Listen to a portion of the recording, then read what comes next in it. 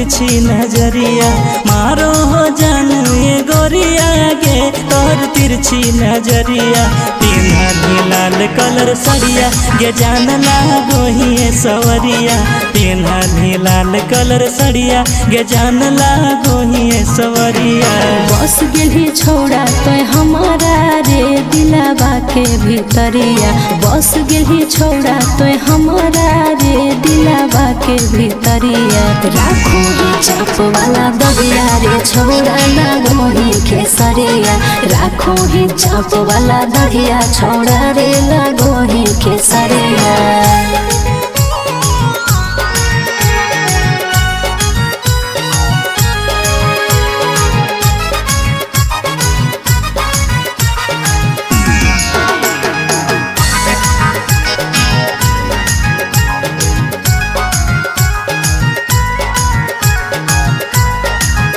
हेगे अखिया से चश्मा उतार के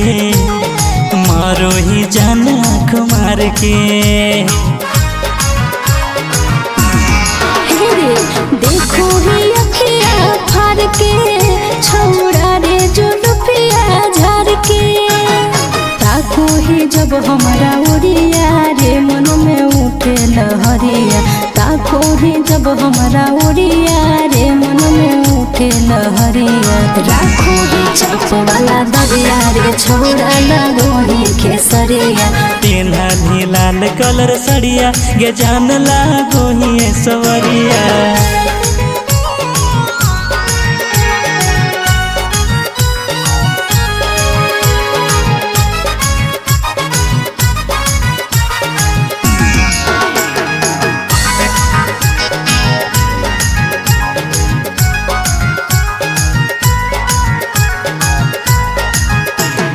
गजबे हो गोरा बदन गे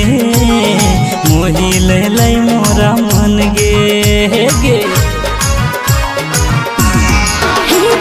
हो जाए भी पागल देख के हमारा से रहल करे चित के बाली है हमारो